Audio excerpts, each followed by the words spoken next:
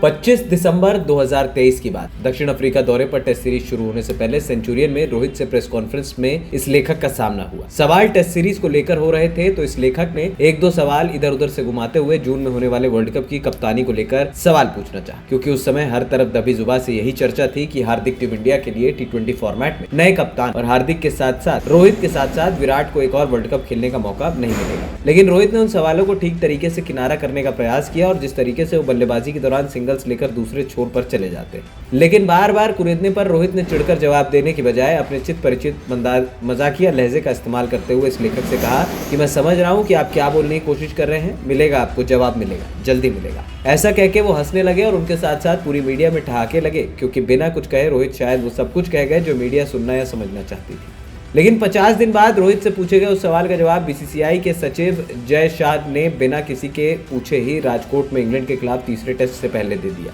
जय शाह ने वेस्टइंडीज और अमेरिका में होने वाले वर्ल्ड कप के लिए न सिर्फ रोहित की कप्तानी की बात की, बल्कि सार्वजनिक ये उम्मीद भी जताई कि बारबाडोस में होने वाले फाइनल में इस बार ट्रॉफी भी टीम इंडिया जीतेगी। जय शाह जब ये बातें कह रहे थे तो उनको सुनने के लिए स्वराज क्रिकेट संघ के तमाम अधिकारियों के अलावा टीम इंडिया के कोच राहुल द्रविड़ और खुद रोहित शर्मा भी सामने बैठे थे। लेकिन सवाल ये उठता है कि आखिरकार बीसीसीआई सचिव ने कुछ महीने पहले ये बात क्यों नहीं की जब उनसे इस T20 कप्तानी के बारे में पूछा गया। तब उनका कहना था कि अभी इतनी जल्दी क्या है कप्तानी को लेकर नाम सार्वजनिक करने की। दरअसल भारतीय क्रिकेट में T20 वर्ल्ड कप कप्तानी का अध्याय किसी दिलचस्प कहानी से कम नहीं है।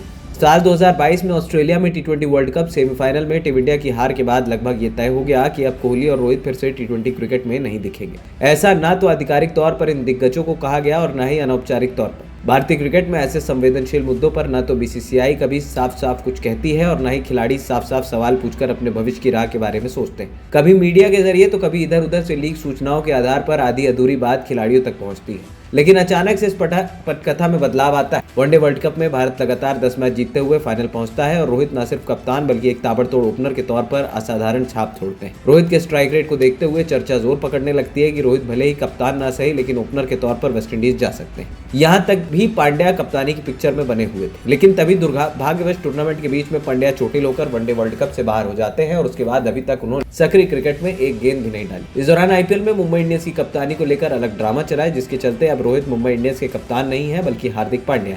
अजीत अगरकर जो बीसीसीआई के मुख्य चयनकर्ता हैं, इस पूरे कप्तानी वाले मुद्दे को लेकर पेशोपेश में रहते हैं। आखिर क्या फैसला लिया जाए जिससे कुछ महीने बाद होने वाले वर्ल्ड कप को लेकर रणनीति साफ। वो द्रविड़ से इसको लेकर कई मौकों पर चर्चा करते हैं। इसमें वो चाहकर भी रोहित को शामिल नहीं कर सकते क्योंकि पांड्या की कप्तानी की दावेदारी खारिज नहीं हुई।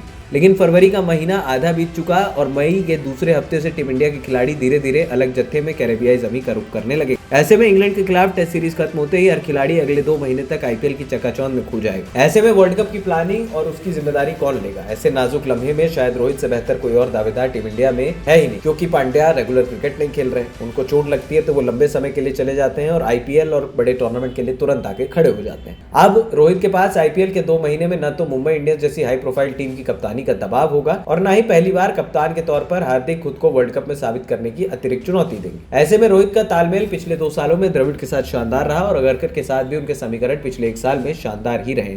ऐसे में अगर बीसीसीआई ने रोहित को कप्तान आधिकारिक तौर पर घोषित कर ही दिया है तो इसके फायदे ही होंगे, नुकसान नहीं। एएनपी टाइम्स की रिपोर्ट।